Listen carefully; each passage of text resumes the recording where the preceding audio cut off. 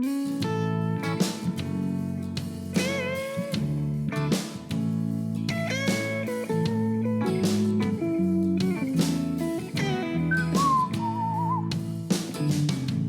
these Biloxi blues, it happens every night. Every night. And I ain't never met a riverboat dealer that could ever be a friend of mine. I have not. The summer heat never treats me kind, it leaves trouble on my mind.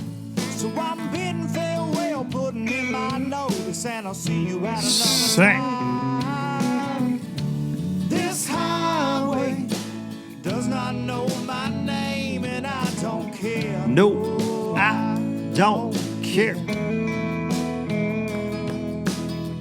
Headed my way for another place, and I got 3 good tires and a spare.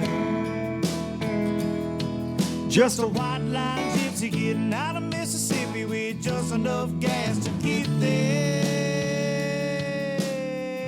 Low budget live, not so live from the Low Budget Live Bar and Grill here in beautiful southern Middle Tennessee. This is the podcast for Monday, August the 15th. You bunch of low-lifers, welcome back. If you're new to the show, welcome. If you're just peeking through the blinds, if you just got to see what's going on over here, even though you're not a fan, but you got to peek, welcome. Everybody's welcome here. All low-lifers and wannabe low-lifers and OG low-lifers. That's what the listeners of this fine program refer to themselves as. And this is a special one. This is, I talked about this on the last one with Atkins a little bit. It's been 5 years of this insanity in my life. And the places it's gone and the places it's taken me, and good and bad. It's crazy, man. So this is an episode where we're going to celebrate and we're going to have a good time today here on LBL Not So Live, and going to share a few memories, and I'm very thrilled for who is going to join me today. A couple dear people in my life are going to be here in the LBL Bar and Grill just in a few minutes. Crazy week as always. Want to give a huge thanks to Drew Sanford, Boatworks, for inviting me down to L&L Marine outside of Tuscaloosa, Alabama there this weekend. They had an open house and retirement party for Bob Hale, who's ran that place for a very long time. And Boatworks, of course, they've got a beautiful, beautiful dealership up in Springfield, Missouri, where the Baitworks headquarters is at as well. And they just purchased this location. Drew went to the University of Alabama down there in Tuscaloosa, so he's known the folks at L&L for many, many years. Bob's ready to retire. So they're going to have a Baitworks there outside of Tuscaloosa. Very cool. He invited me to come down to Bob's retirement party. Dion Hibden was there. Earl Bentz was there. It was a very, very nice event. A lot of people turned out, a lot of low-lifers. Got to see some old friends that I haven't seen in a while, and it was a really, really fun time. So I just want to thank them for letting me be a part of it. Man, anytime I get to sit and talk with folks like Earl, which I'm very fortunate I've got to do many times in my life, and he is it's crazy to think about what that man has accomplished in this industry so many times over and over again. And right now with Camus Boats, started yet another one, and it's crazy how successful they are right now. And his whole crew was down there, but getting to spend time with Dion Hibden, who I've known for many years, thankfully, and was one of my childhood heroes. You hear me say that a lot. I've got way too many to count from that era of bass fishing when I was coming up. And Dion, classic champ, Forest Wood Cup champ, man. And I was lucky to know his dad Guido as well, and we miss him a lot. But Dion had his mom Stella with him yesterday. I hadn't seen him in many, many moons. She was the mom of the FLW tour. So we sat around chewing the fat for a pretty good while, and I think he and I are going to get together and do some things, hopefully sooner than later. On camera, man, we're going to. I've got a couple of new things I'm working on, and one of them fits Dion perfectly and his legacy. So absolutely enjoyed that. So shout out to those guys. If you're in that area and you're looking for a boat, those Boatworks boys, they got it going on. So you want to go by there and see them for sure. Stopped on my way home and did a little truck shopping. Do I have hang on, I don't know what I got. That's how that makes me feel. Because every truck in the world right now is like $4 million. Even if it's a plain Jane, because they don't have any, dude. They're just naming their prices on trucks, and obviously I'm ready to get rid of the GMC and trade. And I stopped at a dealership there outside of Birmingham yesterday, and I found a truck that I actually like a lot, and I'm gonna see what we can do on that this week, and maybe have a new ride in the driveway. As bad as I hate to, because it's definitely not not cheap, and everybody's always like, "Well, that's why you work." Well, trucks are one of those things that they just lose value so quick that it's a frustrating situation. But to quote my good buddy Justin Atkins, he said, "Dude, just sign on the bottom line and just worry about it later."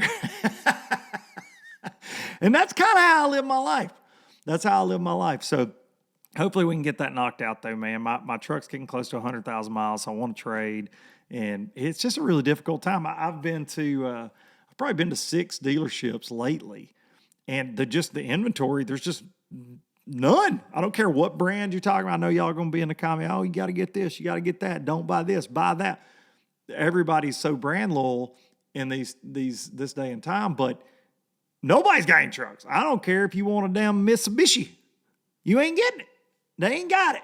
So I was actually able to track down a truck I really liked yesterday, though. Spotted that sucker, side-eyed it from the side of I-20, and I said, "Brrr!"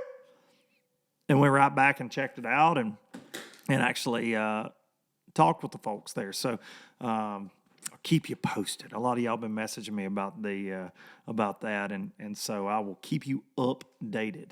But I am a little bit like a 16-year-old boy when it comes to looking at trucks too, because I'm like, "Oh, I like that with that lift kit. I like them big wheels and tires." I mean, I get sucked in like a moth to a flame, son, because I never had a truck like that when I was a kid, and so now that I'm almost 40, those were like the trucks of my dreams. That's what I want now. That's what I want. I want to look like the biggest redneck rolling up anywhere I'm at. Like, I'm here. So we're going to see what we end up with. If we end up with anything, I changed my mind like I change underwear. So I could obviously decide not to do anything as well and just sit on the old GMC. But that's where we're at this week. Got to say a quick thanks to the sponsors that make this possible. First and foremost, StarTron started with us 5 years ago, the very first ever LBL on Instagram Live. We had a bottle of this sitting on the table. Nothing has changed. 5 years, kicking ethanol in the teeth, partnering with us here at Low Budget Live. And by us, I mean me and all of you low-lifers out there. They're great people to work with, and officially under the same ownership group as TH Marine. So these are like stepbrothers now. Right here, all the fine folks down at StarTron. But kicking ethanol in the teeth in your weed eater and your chainsaw, but most importantly in that outboard engine, get it out the way. Ethanol will gum up the works and ruin a great day on the water. Put you a dab of StarTron in your tank, and I promise you, it will absolutely fight that ethanol. And they got a lot of new products out there. You can get on their website and find all of those. But StarTron, kicking ethanol in the teeth. Pro Guide batteries. Outdoor Life magazine named them the #1 lithium battery coming out of ICAST. That's pretty cool. Very cool award for the guys there at Pro Guide Batteries. So you can check out all of their product line at ProGuideBatteries.com. If you decide to pick something out, swipe your card, and you want to get a little break and tell them you're a low lifer, use code LBL10 there at Pro Guide Batteries. Absolutely love my lithiums, love my AGM cranking battery. Get on there and check it out, ProGuideBatteries.com.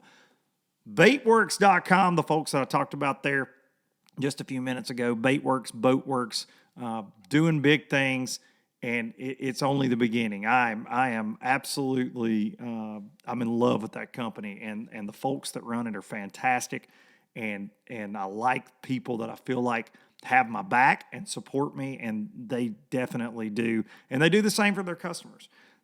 if you order something, it's going to show up. That's what I say all the time. If you're trying to plan something around your wife being out of town, you better check your dates, because when you hit order, it's fixing to show up at your door. They've got it all. If they don't have it, it's coming in. Trust me, they add to their inventory daily. That's who I'm working on this little LOB jig with. It's going to be exclusive there sooner than later. But they've got tons and tons of things. Right now, we're in that weird August period, but where fish, to me, in my area, really start to get back on top water. They've got a ton of different top waters, a huge mega bass selection. If you're into all the mega bass, they've got it there. Check it out, baitworks.com. Use code Duncan-10 at bait-works.com to let them know you are a lowlifer, and we appreciate you. Last but certainly not least, hang the banner, that classic winning banner. Express Boats, the Bassmaster Classic winning high-performance aluminum bass boat, that 21-footer, that old X21, driven by the one and only Jason Christie. And I am proud to say that this week I am finally making my way to Hot Springs and going to pick up my new X21. Come on with it. I am very, very excited about that. Got the C deck, got the power poles, got that 250 Yamaha Show, the new one. It's mean looking, man. Every time I see one, I just get super freaking jealous that mine's not behind the truck or in the shop or on the water, because that thing looks mean. So new boat, new layout, lots of videos to come, I promise you, and I'm going to pick up that bad boy this week. I want to thank the folks for Express for letting me be a part of the family, supporting Low Budget Live and all the crazy traveling circus shenanigans. Express Boats, building excitement since 1966. Yeah, it's there's a lot of new going on around here, if you're noticing. And what that means is there's a lot of money flying out the door at the Duncan household, which there's nothing new. It's like me and Justin said on here, I normally make bad financial decisions, and buying a new truck is one of those. Makes me sweaty. So, just real quick before I pause for just a second for my dudes to get here, I just want to say a huge thank you to start this again to everyone over 5 years of this that have tuned in, that have messaged, that have commented, and made this what it is, our little corner of the bass fishing world. And it's something I never take for granted. I absolutely enjoy it through all the ups and downs, man. And there have been a lot. It's been a roller coaster for sure through all the things that have happened, some warranted, some not. And I'm just grateful. I'm grateful. So I want to start by saying that. I want to say that 5 years ago, before the Forest Wood Cup that Justin Atkins won, I had some old music equipment sitting around, and Low Budget Live was born from that mixer and microphones that I had from playing gigs. And that's kind of where the name came from. And we broadcast on Instagram only. And they disappeared in 24 hours. And we had some amazing, amazing shows. So much fun, so much interaction in the comment section, but great guests. And they're gone. There's no record of them. And my dear friend Brian the Carpenter from iClive said, you should record these. You're doing a lot of work, and you don't have anything to show for it, man. And so following his lead, it took me a while, but following his lead, I finally did up my equipment a little bit and started, fortunately and unfortunately, doing more Low Budget Live, Not So Lives than LBLs. And so that's kind of the history of it. If you're new or if you've just been with us for a couple of years, man, this goes back a long time. And a lot of y'all that still listen were there during those Instagram shows. And it was crazy, some of the things that happened, some of the things that were said. We had so much fun on those shows. And then that morphed into, I was just doing this, talking into a microphone, recording to my MacBook, and just audio. And then in late 2019, it turned into this YouTube thing. I just started hitting record on a camera and talking. And the first one that I did on this platform was with my best friend, my little brother I never wanted. I call him all the time, but Big C. And so Big C was right here in the Bar and Grill for the first one I ever filmed. And right after this this construction was complete on this, he came up and we did that. The other guy that was absolutely detrimental in this starting 5 years ago is a guy that y'all have seen me fish against. You've seen me give him a hell of a hard time online, going back and forth. He's another little brother I never wanted, but I got, and I'm proud to have him. And that's stupid Darien is fishing, Darien Craig. Him and Corey in the beginning and all through, but definitely in the beginning, we're testing equipment. We're doing all kind of stuff. And they were right there with me, for asking for nothing, wanting nothing. And this has turned into a huge part of my life that now I do run by myself. But these guys, man, carrying equipment in those early days, being on those early shows always. And so today, that's who I'm going to be joined by. I haven't seen Darien in a long, long time. He's on his way, and Corey's coming up. And we're going to sit here and we're going to do a podcast. We're going to reminisce. We're going to call some guests. But that's what this episode's about, man. I've recorded almost 200 since January 2020. I haven't missed a week to my knowledge. Maybe I have. Somebody can go back and do the math. But I've been I rarely missed a week if I have missed one. I don't think I have. And you know, it all started with me and these two. So it's an honor for me to have them here and to get to catch up with all y'all. And I want to thank all the guests that have been on over the years as well. It's just, man, it's crazy that folks text me back, call me back, and some of the names that I've had, some of my heroes, right down to like Ryan Ingham and Turnpike Troubadours, my friends in the band Town. And we've got guests coming down the pipe that I've talked to that are mind-blowing to me that they want to do this. And, yeah, just thank you. Thank you. So, ladies and gentlemen, I won't be sitting here by myself much longer. Mr. Y'all Sweet Tea himself, Darien Craig, and my brother from another mother, Big C. All right, as promised, I have these two with me today. I know y'all heard in the intro, Darien is fishing. High five. Darien is teeing. Yeah. And old Big C, Corey Williams, two of my best friends in life that I'm grateful to know. And none of this, and this is what I said in the intro, but I want to double down now that they can actually hear me because they don't listen or watch anything that I do, is none of this would have ever started or been possible without these two dudes back in 2017. I was thinking today, first of all, it's been 5 years and it's just nuts. And to this episode, 8/15, August 15th, that's 5 years on the nose from when we started.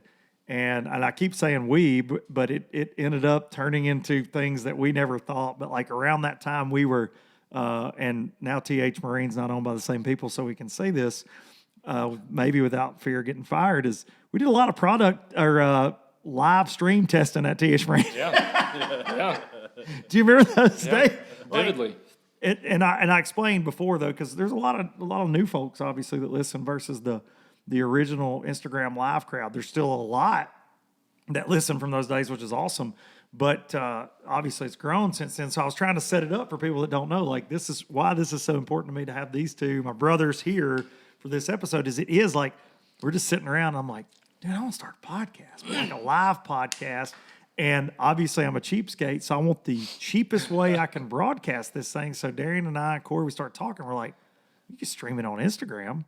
So we would do all this work for nothing. For 24 hours.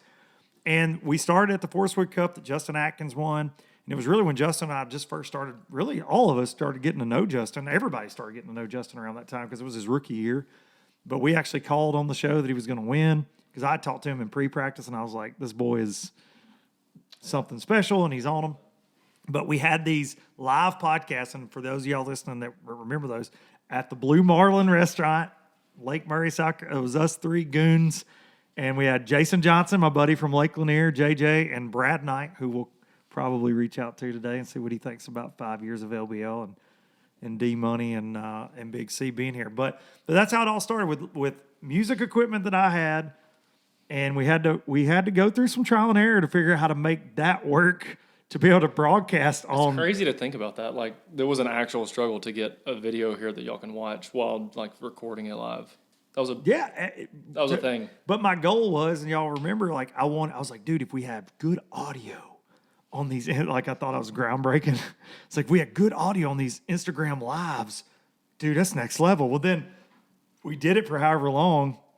They disappear after 24 hours. I don't know how many episodes was it? It was a bunch, man. Well, just that one Forest Wood Cup we did. I mean, dude, they were like 3 and 4 hours long, and tons of guests and people just walking up because we're at a restaurant. So like random people, like Fat Cat, who's one of my closest friends now, like working with him at MPFL, and really didn't know him then. Like Bobby walking up, like he's on those originals that are nowhere because you can't see them. But we weren't filming them on anything else.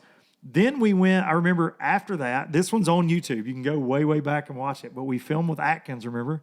At the pizza place in Florence, Alabama. And I brought 2 phones. And I recorded separate. You recorded it or something. No, I had 2 phones on tripods. And I recorded, we streamed live. And I recorded it. So that YouTube video is from my second cell phone. And I laid the audio. No. I take that back. There's no audio. The audio's from the phone because we didn't have any of this. We had a mixer going into that phone. I bought another adapter, but I didn't have a MacBook then.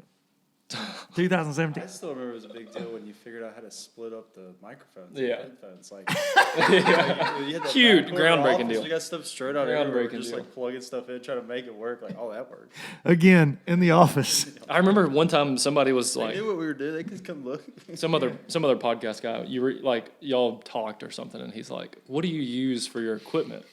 And Luke's like, well, what do you mean? He's like, well, I've got all this like super fancy tech. That was Jeffries. I didn't know. BTL. No, yes, Jeffries. So he called me and was like, so what audio software do you use? And I told him, he goes, oh shit, you're not even medium, but you are low budget. You're he's lower like, than low budget. I think he was going to help you with something. And he's like, okay, never mind. I'm not. No, I think it was like to me, it was like Mark acknowledging me as like a colleague almost in this world because he had known me from TH and from fishing. But he was like wanting to have tech talk because Mark's a super techie dude, like doing what he's done for Bass Talk Live forever, and now Pangrac does it. But like, he's that dude. He set up Ike Live, like he knows his crap. And when he called me one day about something else, he's like, "Hey, I've been meaning to ask you," and I was like, "Yeah, I use this," and he goes, "Oh my god!" Like it was like insulting to him. Yeah. Like, you were not. And by the way, Jeffries, I still use the same crap. That's right. We're looking at it right now. We're looking at it right now and praying that it gets us through yet another episode. But I bought the MacBook because of Brian the Carpenter. I gave him a shout out before this. He's like, bro, these are good. They're fun, but you need to be recording these so people can actually like listen at least later. So first was the audio. Like, all right, we're going to, and then Corey and I, in 2019, you had started doing your YouTube stuff. I was posting fishing videos. I was doing the Traveling Circus was that year with Austin Boyd filming. And Corey and I sat right here, right after this bar was finished, and we did the first 2 that I ever did for YouTube.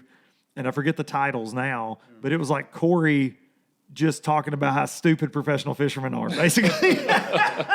But we were talking about how everything's changed, like with YouTubers, and it kind of became a theme of the show, really. But that was Corey and I right here. You remember those? Like, and dude, I didn't know, and I still don't know anything about thumbnails or whatever, but they were just awful. And it's just like me and Big C just sitting here, nothing in the back. I had no pictures on the wall.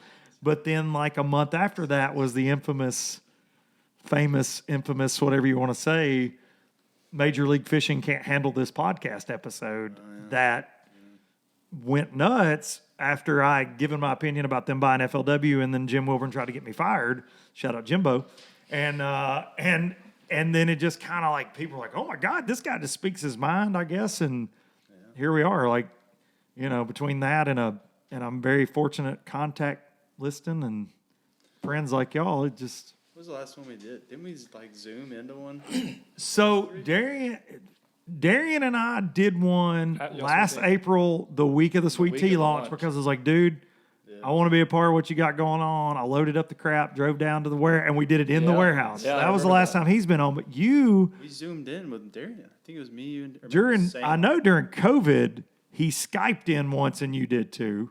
During COVID, but you haven't been. You've never done one here. Except for that, So welcome Crazy. to the LBL Crazy. Bar and Grill. Crazy. I'm just rambling, but like I'm No, excited, man. It's like it's surreal. You said that this week when you and I text. Yeah. Because we don't get to talk as much anymore. None of us do. Me and Big C still talk because you are no longer I've known you since you were a kid, but met you through Swindle. But then you worked with us at TH Marine. We were the squad. We were together all the time. And then, dude, so much has changed in Crazy. 5 years. But when was that you turned in your notice at TH? Last spring? It was last August 31st was my August 31st. Yep. So Almost in a 1 year, almost a year. doing the tea business, you launched last April. So just give folks, because you're not, and we're going to go round robin here. Yeah. So you get ready with all your life updates, big guy, because you got plenty too, a lot of them. And I'm proud of both of these guys. Like I'm going to try not to be super emotional, but I am. Like I'm proud of these dudes more than they'll ever realize. But August 31st, but you launched a tea company in April. You still stuck around, did the TH stuff, but now y'all Sweet Tea, you're not doing as much fishing stuff. You're still filming some videos. Yeah, a little bit. But not as much. And lots of things are crazy. Tell everybody. Yeah, so I think give everybody a Darien Yeah, update. let's go. So I think very first when I was driving up, I wanted to.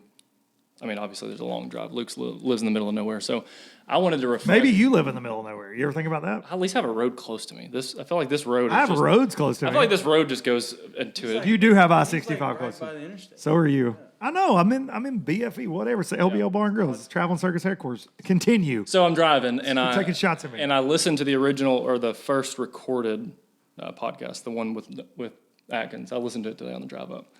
So I did have audio. So I had bought a MacBook. It was 8 minutes. So it was like, I don't really understand what it was. But anyhow, before I get started into me, I wanted to say that I think it's really cool in 5 years, like just reflecting on what all we've done. Obviously, things have changed very, very dramatically. But the fact that this podcast went from a random idea at TH that was like a sketch drawn, get Karen to like mock up some logo. Shout out Karen Garcia. Shout out Karen. The original me, logo. Luke, and Corey, like in this room, just completely not working at all, talking about the podcast. And then what all has happened on the podcast from like all the guests that didn't make it, that are not on YouTube, the ones that you filmed IG Live, Yeah, so like all those Roland days, Martin, all Jimmy those Houston, days.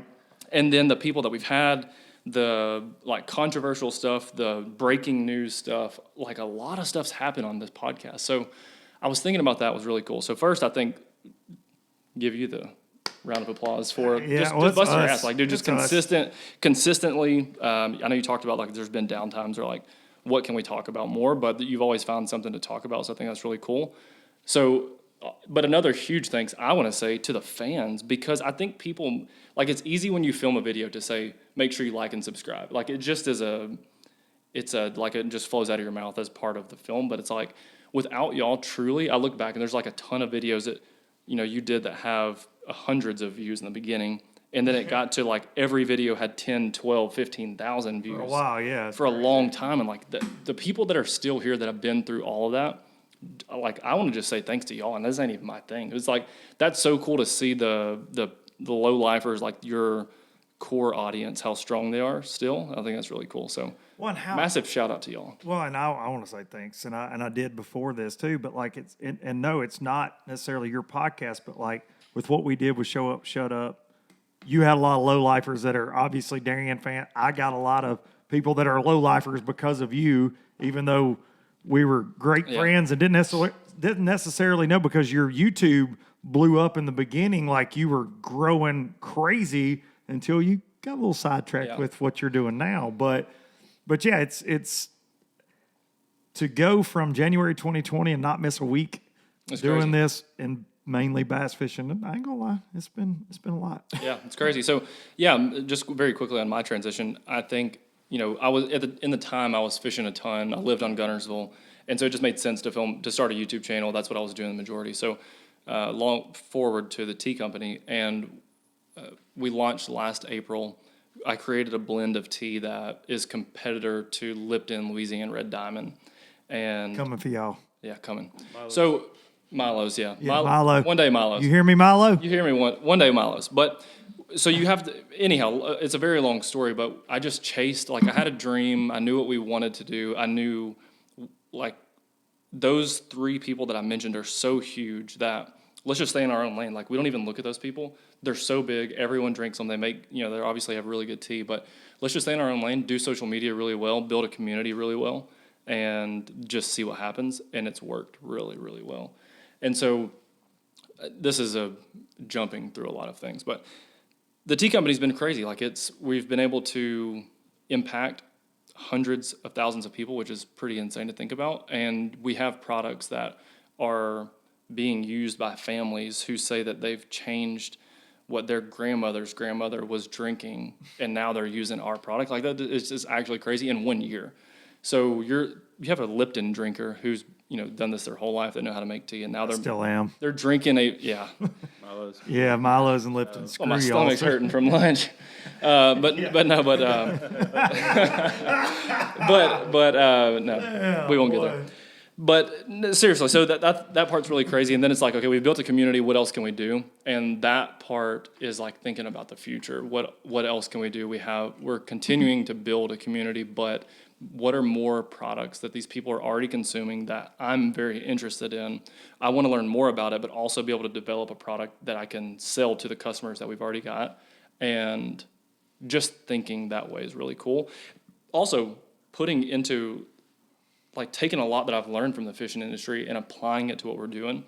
And I think of a company like Strike King's doing it really well right now. 6 Cents did it really well, like, right out of the gate. But you come out with a product, and then it's like, what other complementary things do you need to go with that? So you start with a crankbait, obviously you need a topwater. Well, then there's like, okay, well, you need line, so then you match it with a line. And like, that product category just develops because it makes sense for that angler to have a, it's like a one-stop shop. A one-stop shop. Yeah. And so creating that now, I think, is definitely part of our goal, is like create a one-stop shop for the kitchen. And it's crazy. I'm learning a ton. We're learning a ton. We've got a really good team, and it's cool to see, like, all the things that I learned from everyone, like individual people, brands, opportunities that I've had, and then being able to use all of that knowledge at one time and grow my own thing, or like our own thing, is it's the coolest feeling ever. It's crazy. Do you think that, now I got the W sauce hooked up. I'm in this food and beverage kind of world now. You're a great chef too, like a good barbecue guy, yeah, good grill master. And you guys have my W sauce hamburger steaks today. Very good. You haven't stopped talking about I them. haven't. And I'd like to say, anytime I've reserved a slot for a beverage sponsor for LBL. And anytime you want to take this relationship from the friend zone to a business relationship, you just let me know. Ready. Because I could move tens of bags of tea. Certainly. Tens of bags. Certainly. Corey, don't you think? Don't you agree? You've seen me in action in sales. Yeah. Like, I don't play around. Yeah. Like, I don't. So, but more importantly than all the tea madness, you got something that's about to go down in your life that's kind of a mega milestone in life. Like, that stuff that's way more important than YouTube subscribers, tea sales, sponsorships, fake internet pages, and hamburger steaks. You got something way bigger. We've got a little boy on the way, and he's very, very close to being born. And Cannon, right? Cannon Creed Craig, CCC. That's my brother's initials, and that's his middle name. So it's kind of, Corby, I think, thinks we ripped off his name or something, but it's kind of cool. You did? We technically did, but we did it. It's cool. So yeah, Cannon's going to be here very soon, possibly any day. Maybe even today. Maybe today. And how fitting would that be, right? You get a call right now from Hannah, you got to leave the podcast and drive home. That would be cool. That would be really kind of go down. Like, I don't think she would love then I would have you film. Very not love it. She would not like. She would not love that. And she's got the Corvette right now too, so she'd. Corby left his Corvette for Hannah. Anyhow. So Darien's brother Corby has a Corvette that looks like a rocket ship. First of all, it looks or a UFO. Yeah. It's like the color of Corey's shirt. Yeah, it's crazy. Blue. It is. It's crazy. And he's left it with this idiot for some reason while he's in. And he's Corby specifically said you can whip it if you want to whip it. So I told Darien yesterday. I said if you don't keep that thing around till Cannon gets here and drive it to the damn hospital, you're dead to me. Yeah. Like, I need a car seat up on top picture of that, him coming home from the hospital in that vet. Because that's the most Darien thing ever. Yeah, it'd be right? cool. Like, it It'd be just would super be, cool. right? Yeah. Big C. We've talked about it. 180, bro. We talked about it. But yeah, so that's the crazy. Like, Fly, dude. I was just laughing going down the interstate yesterday thinking about Darien. Oh, there goes Darien. And Hannah opens the door and she's all nervous. They're like first ride with the baby, and he's just like, "Skrrr!" out of the hospital parking lot in Birmingham. Y'all Made me so happy. $100 bills just flying, and he's just whipping That's it. crazy. So yeah, that's obviously been the like biggest focus. It's I think timing's really cool. The baby thing. Obviously, I have no clue what I'm getting into. You hear everyone say like, here's a tip, or here's this. It's going to change your life more than you know. And so like, I think it's been cool. Like everyone says the similar things about having a baby. So I'm like crazy excited about it, but almost segmented it away until it happens, because everyone said it's going to change you like in a different way. So it's almost enabled me to just, like, I'm crazy excited, think about it every day.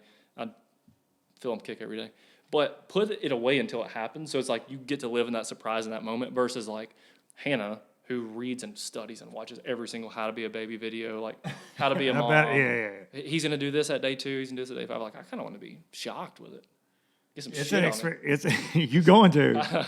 It is, and I think I've said this a lot, and y'all know a lot more about my life than most people do, and some of the crazy things that I've been through outside of, just the public eye, I guess, behind the scenes kind of stuff. And what I've always said to y'all is there's not a playbook for life. No matter what your life, like people say, oh, it's got to be A, B, C, D, and that gets you to E, and that's great, but your situation is different than your situation is different than my situation, and the things and the decisions we make, in life and where it takes you is certainly different. But I think, so I like your mentality of, I just kind of want to be surprised, and I want to go through those stages of, well, man, he's going to do this at a month, and then he's going to smile at me at 2 months, and like you do have, because you will have so many people give you advice on this is what it's going to be, but there's not a playbook, man. Every kid's different. They're going to sleep different. They're going to act different. They're going to eat different. Like, everything anybody told me was just completely bogus, basically, with my boys. And both of my boys were so different from each other, right? Like in their sleep behavior, the way they ate, their energy level as they got older, like the things they're into. Like, it's crazy. Like, two people make this thing, and they're all different. Like, it's incredible. I think this is kind of random, but one thing that I learned this past year, like using the leaving TH as like a timeline, so it's almost been a year. One thing I've learned very, very serious. What'd you say, leaving TH? Hit hit him with it. Darien started his own business.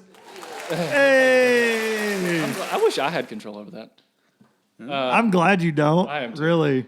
I would use the bleep. Can you remember what we would have done a long time ago? No, we but had this way back. I can make you look really bad. Keep talking. Some of these some of you got to calm down.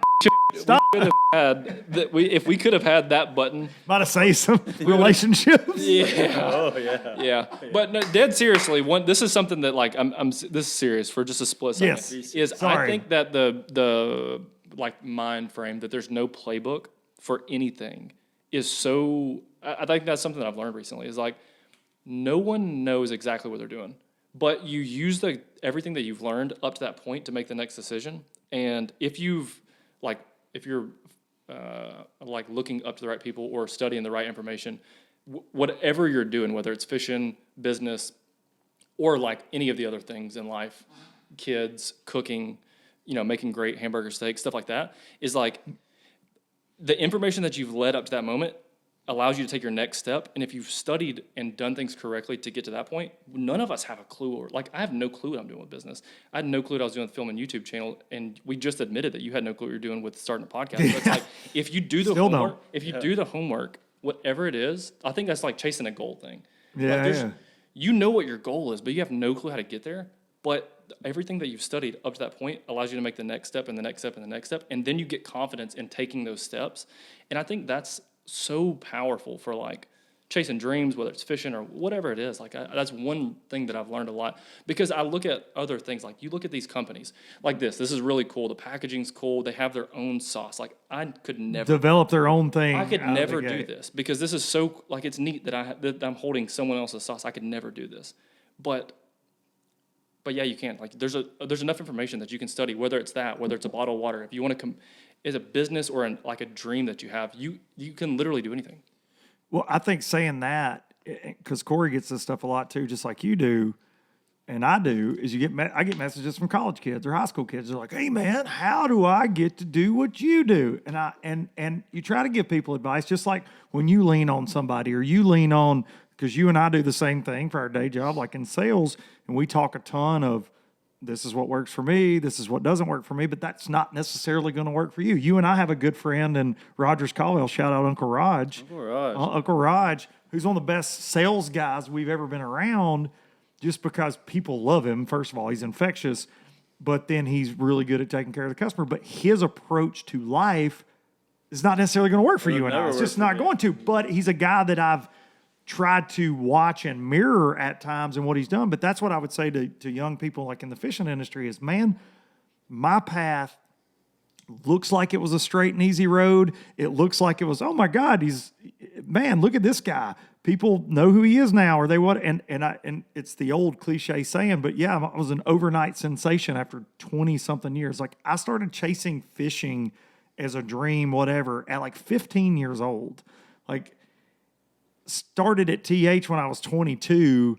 Nobody in the world other than customers and whatever even gave two damns about who I was until 2015, 2016, when I got an opportunity after working for a very long time to kind of dip my toe back into fishing. And like all this, me and these two dudes created on a wing and a prayer drink. And it wasn't really like I sit here and go like giving advice to people wise, like, we never started this to be the shaking the Startron, having spawn. You know what I'm saying? Like we never, I guess you just, it's the same with your YouTube channel. Like you didn't start your YouTube channel thinking, oh my God, I'll get X amount of subscribers and I'll do this. You're like, damn, I'm going fishing. I'm good at editing videos. I'm good at taking pictures. I'm good at social media. Like I'm just going to do it. Having the mindset to continue to get better at it, whatever it is. Like for us, it was, or for you, it was the podcast. For us, it was the podcast. But like you continuously learned and like, I want to have this audio. I want to have a video. I want to have the 360 camera when you had like a whatever that was, that like the camera, maybe it's that camera. Or like it was like the first version of that. Oh, yeah. Mevo or something. Mevo. Yeah. So it was like continuously like moving in the direction that you want to go. But you're completely right. There was no. I think that's how most things start. But look, like if you're sitting on your phone and you look at the picture of this guy who's like got all the stuff, but like he did not have an idea what he was doing when he started doing that. So just start whatever you have a passion in. Just start it, and like if you don't figure it out, then it wasn't made for you. But if you care about it enough and it's like it's your thing and it's meant to be, it's going to work out. You're going to find either way very quickly. Well, I think just on the example of podcasts alone, talking about Jeffries from BTL, it's the longest running. It was kind of an internet radio show before the term podcast was thrown around, but he had the longest running and he retired and Panger's running it now. But like their setup is so unbelievably different than what I do, but mine still reaches a lot of people like theirs. And we have a lot of the same crossover audience. And then you take, which Jeffrey set up like Ike Live. I've been there. I've been in the studio. I've seen their setup. It's intimidating. Like what they've got, oh my God, they got a control room. They got all this stuff going on, producers, whatever. But because I get a lot of questions about that. Hey man, what equipment do you use? Like I say, just watch some YouTube videos and figure out like what I use works for me because it's easy. I do it by myself, but like it might not be the same for you. But you're right. Like you've got to it's okay to seek advice, but man, nobody knows what they're doing. Like me, and I think, me included. Yeah, and I think like messing up really isn't that bad. Like you're scared that what if this video, or like imagine like the first time you filmed. Oh, I've messed up, buddy. I've messed up a couple times. I'm like tactical. Out of the three of little us, tactical stuff. Like, yeah. What if this podcast isn't pretty enough? I was What gonna if the say, video's not clear enough? But like those little things that you're worried about is just an ant. Bro, I forget who the guest was. It was this year. Been doing this for however many in a row. I think it was Bobby Lane. Like he just won Red Crest. And my camera just dipped out during the middle. And I didn't know. And like he and I are just going. He's giving me great stories and I'm enjoying the conversation. When I get done, it's like an error message from the camera. I was like, are you kidding me? I recorded like an hour and a half podcast with him. I had no audio. So you know what I did? I put a picture of Bobby Lane up. And just run with it. And just put it on YouTube. Yeah. Just as many people, because it is obviously an audio medium, but it's like, dude, that's 5 years into this thing and crap happens. But when you're getting, I had another situation with Ryan Engelman from Turnpike Troubadours. And I didn't know him like I've gotten to know him now. So I was super intimidated. We talked on the phone like 1 or 2 times. But in the middle of the interview, my recording software crapped out halfway through. And I don't know what the look on my face was on the camera because I've never even gone back and watched it. But I was like, hey, man, I'm so sorry. Oh, my God. Like, I was just freaking out. Like, hang on a second. Please don't hang up. Please don't hang up. And he was like, you're good, man. Like, he was just cool as a cucumber. I was like, no, you don't understand. This is a cool moment for me. So got it all sorted out. I had to call him back. But it's going to happen, man. Yeah. That was the advice Zona gave me before MPFL Live. First one I ever did. And it was a nightmare. You were there. All boots on the ground. It was a technical disaster. Day one was audio. There's a lot of things that we had to fix, figure out. And Zona told me on my way down there, he and I were talking, and he had walked me through the entire process. But he says, "Know this." He's like, "We make it look easy on Bassmaster Live. We've been doing it for a very long time. JM and Associates. They're the originators of this deal in fishing." But he said, "If it can go wrong, it will go wrong on live." And he said, and it still happens to us every tournament. He said, it's just how you recover. And he was right. And, dude, within the first hour, it was just like a dumpster fire. And all I was thinking about was Marky Z. I was like, just handle it to the best of your abilities. And there was a lot of things going on. But I think that's what you got to know is, dude, it ain't going to be, somebody's going to hand you the ball on the 1 yard line, and you're going to run to the other end zone every time without being touched in life. Like, that's just not going to happen. And that takes me to my dude right here, who you met some low-lifers at the Ryman during the Turnpike show. You might not remember it. That was great. It's awesome. There were 2 of them I was taking a picture with, and you were acting a fool. And I was like, oh, don't worry, this is Big C from the show. They're like, oh, Big C. Big C has a fan following that he doesn't even really tap into. No, not He doesn't at all. Like, it was always kind of like me and Darien doing the fishing stuff on YouTube. He's never watched anything we've ever done. He has to deal with us in real life, so he doesn't I think I watched one each. Like one. Did you watch the one where he put the hook in his arm? No, not that one. It was like biggest fish in my life, and it was like on that particular pond you'd never been to. It's like, I hate you. And then Luke, I was like, I hear you talk way too much, so I'm good with that. Yeah. So. Are you saying Darien was at one time potentially a clickbait master? Yeah, he was something. Yeah. He is. We have a group text, and Corey be like, I'm not watching either one of you idiots' videos. I do get on. Hey, that's one thing. I get on live just so I can. Live was fun. Live was always fun. It was always fun. My favorite thing about the early lives, and I know we're jumping around, but this is just us catching up in front of you people, basically. But those first lives, Darien would be like, hey, get an agenda. Yeah, write down what the hell we're going to talk about. Stick to it. Quit reading the comments. Because I'd be like, ooh. Look at that guy. 720 Kentucky Bassmaster just said Darien is an idiot. And I'd be like, you're right. And we would do that. And we would be in the middle of like this amazing. But that's one of the reasons I don't do live as much anymore is hard. ADD. You've done them. You've been on a bunch. Says something. You did them yourself. But like one thing, especially if it's like a super demeaning thing or somebody says something, like you're like, what the? Or controversial. What are you doing right now? So bad. Yeah, it's like you want to just, it's tough. Like, what? And so it's easy to get derailed. We can do that enough on our own. But Big C, back to you. You've been through so much, and in 5 years, your life has changed a ton. But just since I've known you, it's like knowing this guy and his dreams and watching him. Like, dude, when I met you, you were putting parts on the damn shelf in a warehouse at TH Marine at 19 years old or whatever, like 20 maybe. 20, yeah. And then you get an opportunity to be the tournament service crew guy. Like you were going out and working on hot foots and jack plates. And that's when you and I really got to be tight because you were doing on the FLW tour. And we got to be like, I mean, I consider you still and always will like family.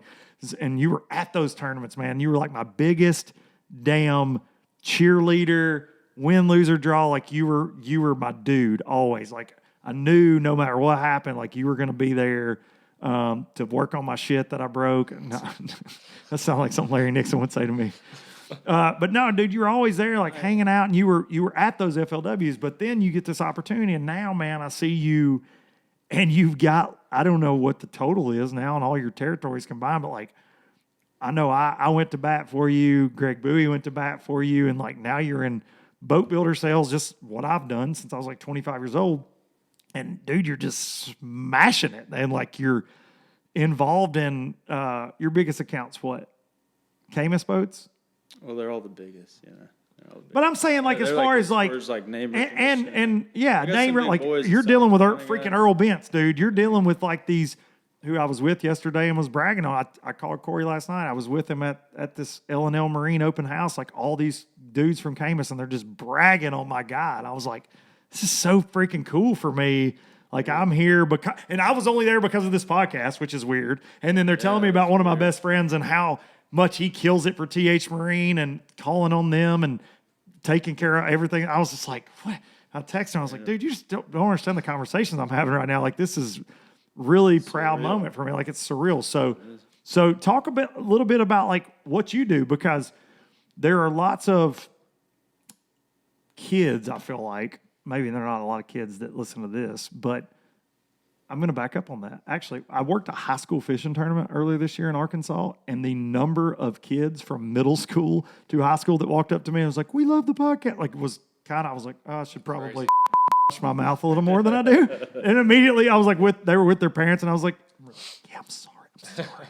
Sorry. There's probably life lessons they shouldn't be getting from me. Maybe they should get them from you. They learned what they learned a lot. Yeah, mine certainly learned a lot on YouTube. But no, I think there are a lot of people that not everybody's going to be one of the 80 dudes on the Bass Pro Tour, one of the 100 dudes that get to fish MPFL, one of the 100 on the Elite Series. Like maybe you do love the outdoors like you do, but you can make a living in this industry like we all do and have, without a rod and reel, without a bow and arrow, and you do it on a daily basis. But just talk about like what you do at TH Marine. Like I think it's what I've done, but I never really, honestly, I never explain it on here.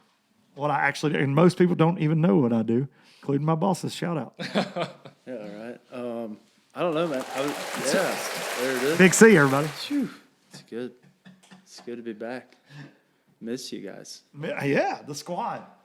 In the flesh for the first time. Yeah. I was thinking about when Darien was talking. It's 5 years ago. Like that was right before you took me to South Texas and handed me the accounts. Like that was that fall. With the That would have been. That was that yeah, fall. You're right. So it's 5 years I've been calling on boat builders. So That's cool. yeah, and like That's I was thinking about that because I like this was so much fun, but that was like one of the worst weekends for me because I'd been on a week-long trip, met y'all in Columbia, turned around and like Greg's like, go to St. Louis Sunday night from Columbia and like bring a trailer to somebody. I'm like, God. So I was still road crewing it hard, like Hard. getting abused, but I mean not abused, but Yeah, it was in a sense, it was Like, abuse. a lot of It was abuse. work going on, like a lot of work. And I thought You're getting taken care of now. Yeah, you gotta pay your dues in Yeah, you life. pay your dues, and that was definitely part of it. But that was the tail end of it, so it started to change for me after that. And yeah, I had South Texas for 3 years, and took on Louisiana 2 years ago, and then you gave me Camus about 2 years ago around this time. That was my first real big account for TH, and You were with them, and this is the coolest thing for all you bass fishing nuts. Like, this cat got to watch that company go from not even having a manufacturing facility to doing what they're doing, what Earl Bentz always does, which is just be successful. But it's incredible. Like, you see those boats everywhere now. And Adam, shout out Adam from Camus, yesterday told me, I think it's 3 years. yeah. 3 years that they've been since it started. 3 years. But really, what would you say, like 2 years, like hardcore building boats? Oh, definitely. Yeah. When you took me up there, they had really gotten that building going. The new build. Yeah, the new build. And then they added on. There's another new building now. They're killing it, dude. You want to talk about being around some success? Like, I mean, I've That'll always, get you fired up. Yeah, it does. Yeah. I'm getting fired up just thinking about it because you pull in, you're like, what did y'all do this week? Like, is all new this or that? And yeah, they're just. Well, when you're cranking out. around a dude like Earl, Yeah. and you're like, because this was me yesterday, because I've been around him. I've been very fortunate, like Bill Huntley that started TH Marine, one of all of our mentors, really a guy that we loved being around. He's 90 years old now. He's one of the coolest cats of our life, like best storyteller, like a legend, right? Bass Fishing Hall of Fame member, whatever. But him and Earl were like buds, like they're just buds, right? And All the time. and I got like the front row seat to Earl at like 22 years old, right? Like I met Earl when I was fishing in the opens when I saved that guy in a Triton. Like I met Earl that year. I was 19 years old.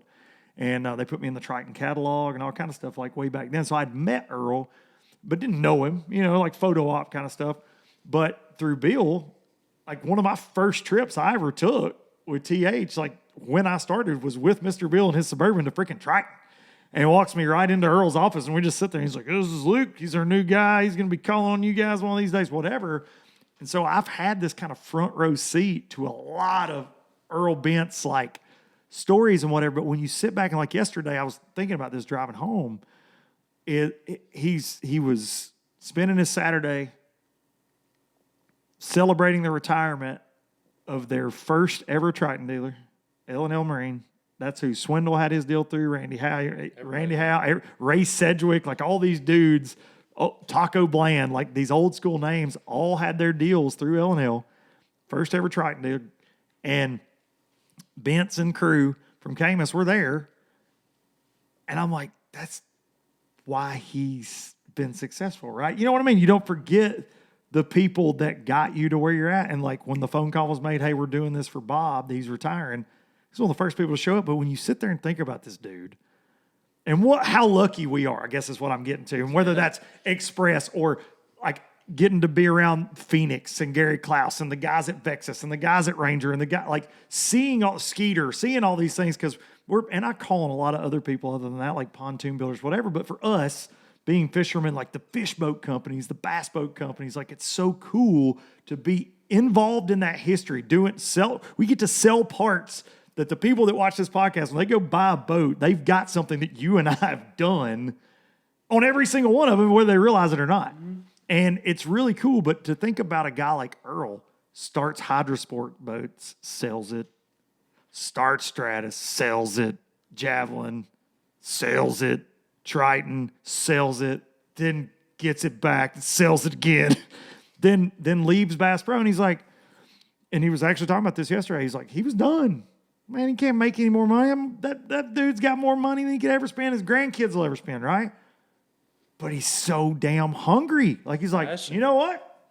I can build a damn good boat. I'm going to do it again. And now he's back with this other brand. The dealers are drinking it up like Kool-Aid. It's crazy, man. But to see him yesterday, he's still super healthy. Like, you watch him walk around, I'm like, dude, it's the same Earl I've been around for so long. But yesterday, it was cool. Like, him and Dion Hibden were there at the deal I was at, and I was like, 12-year-old you right now, and they're both, hey, Luke, how you doing? You know, and I'm like, what the happened in my life? Like, where these guys like, what's up, dog? Like, Earl didn't say what's up, dog, but Dion definitely did. Cool.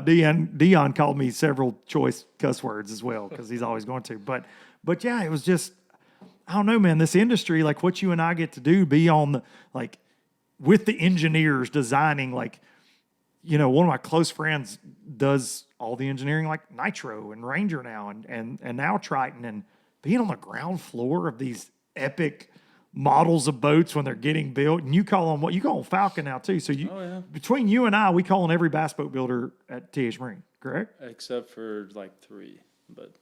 Who are the 3 that you and I don't call on? Blazer. Yeah, I don't have Blazer. I'll have Blazer in like a month. Yeah. Bullet and who else? Yeah, Bullet. Yeah. Allison. Yeah. A couple of those, yeah. Yeah. You don't see a ton Yeah. of. I've been to Bullet before. But I've never. It's weird though, I live in Tennessee. We've collectively been in all the boat builders in the entire country. But you and I, though, the lion's share of the boats that get built, let's just talk about to the masses, like the big, like, Well, yeah. the boats. then you Like start talking I've got every one of them except for the ones you mentioned, which you call them Camus Falcon.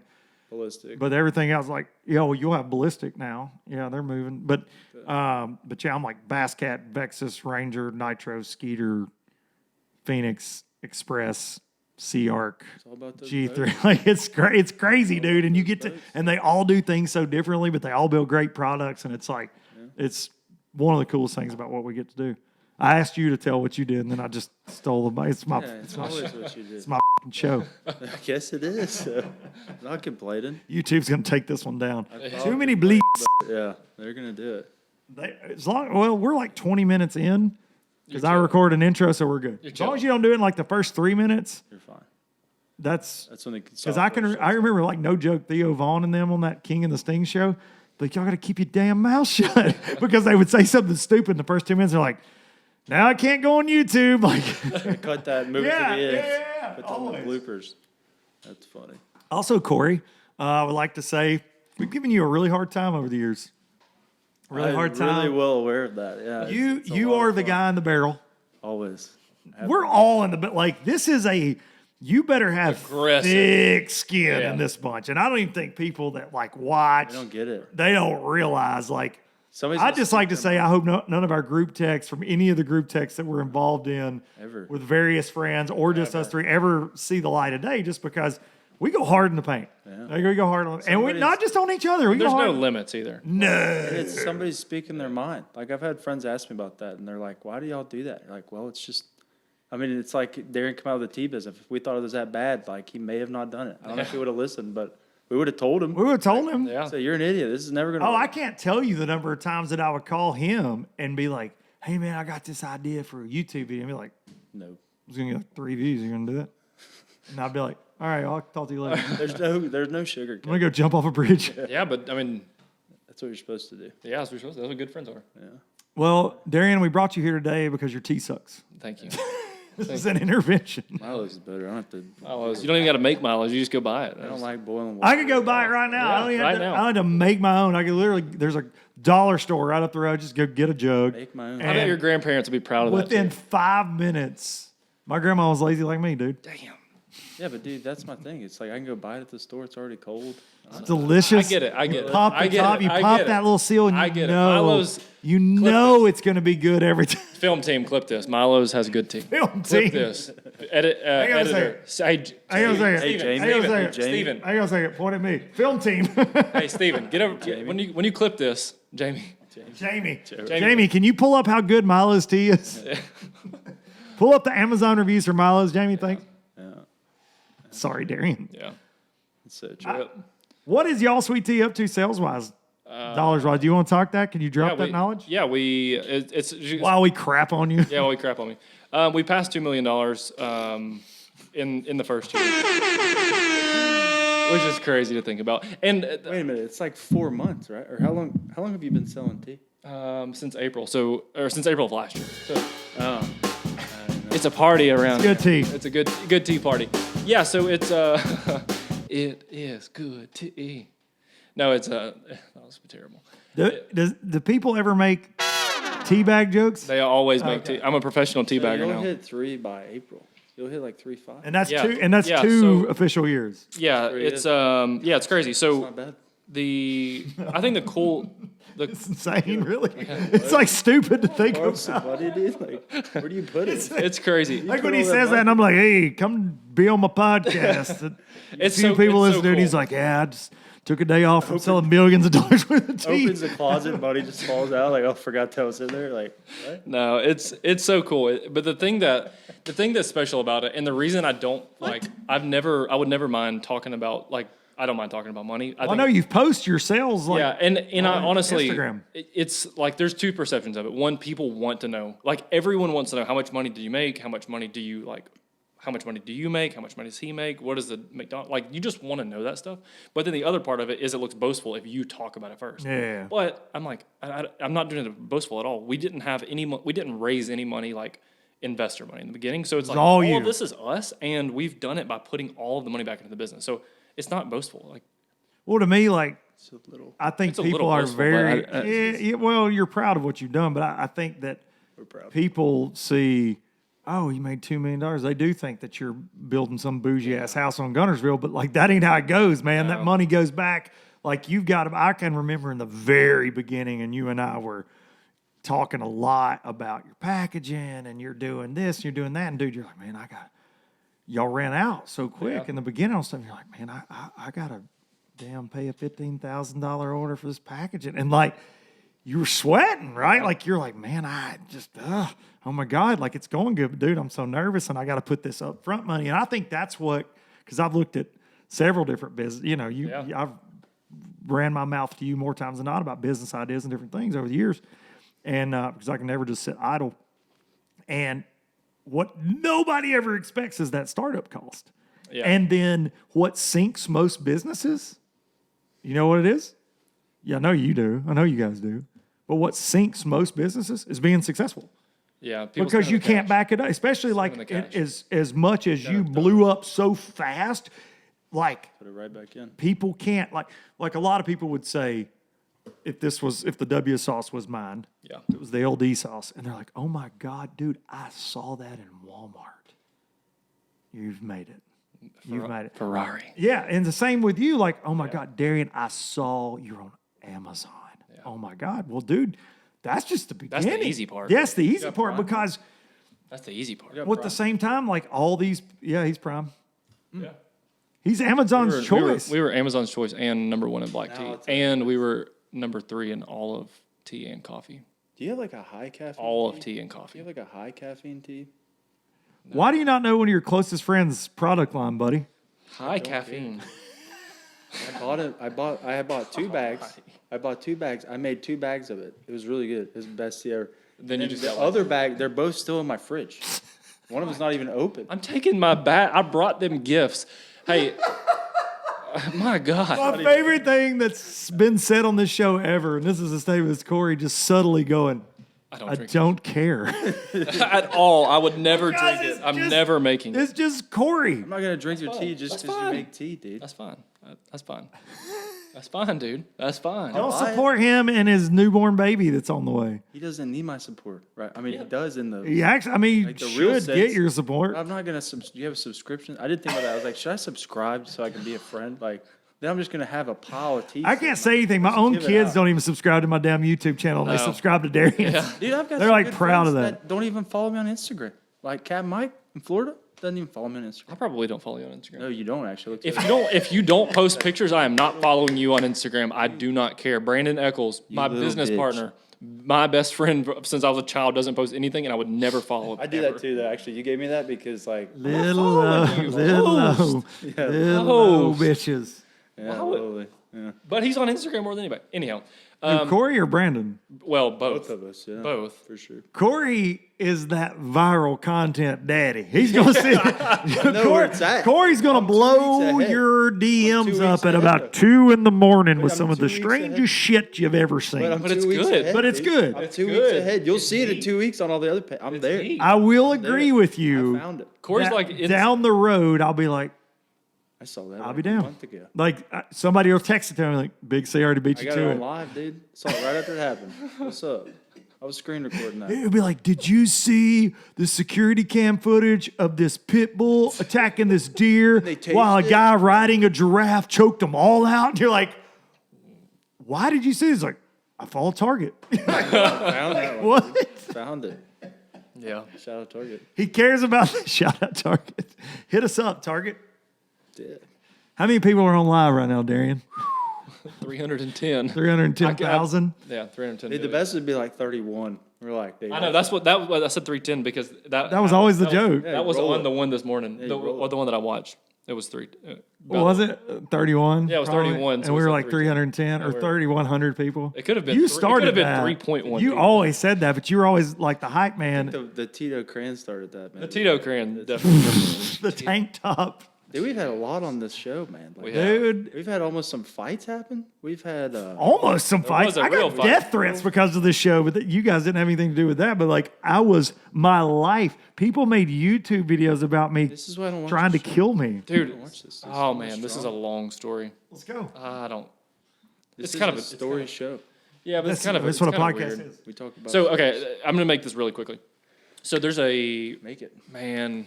quickly. Okay, I'll make And this. make it better than your tea. Yeah, make it way better than tea. All right, so man, this isn't even worth telling, but What? it is.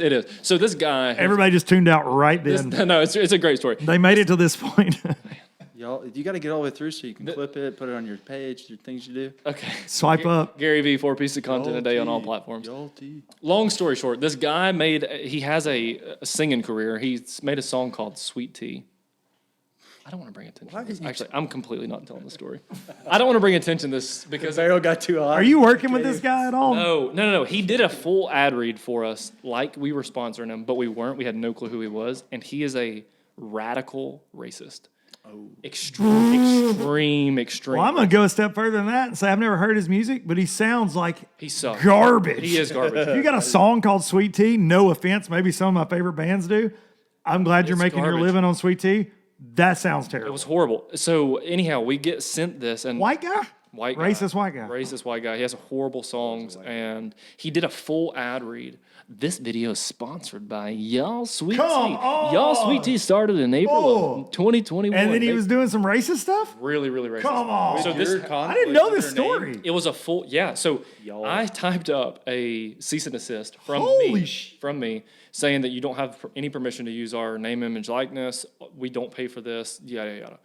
And he took the video down. He posted a, what's the one where you can pay for the videos, like Patreon? So he did a Yeah. Patreon. OnlyFans. That's what Corey's He did a video. Life Poisoning our membership. children. It's poisoning our children. Yeah. OnlyFans? Yeah. But there's also some people on there making a living. Let's just be honest. Yeah. And I'm just You saying could, people you could do cooking videos on there. on OnlyFans? You can do any content on it. It's not just, it's Luke's gonna find much exclusive success. content. It's only exclusive content. Much success with this. Listen. W Sauce. Listen. Get yours today. Listen. Shouts out to W Sauce. The only kind of content I'm gonna watch on OnlyFans with W Sauce ain't got nothing to do with no hamburger steaks from what I've heard about OnlyFans. know. Now I'd like to say for the record, I've never been on OnlyFans, but I've heard a lot of things about it. Yeah, we don't condone that behavior at all. I condone it. I mean, whatever. Whatever gets you through the freaking, the day, I guess. Yeah. Yeah.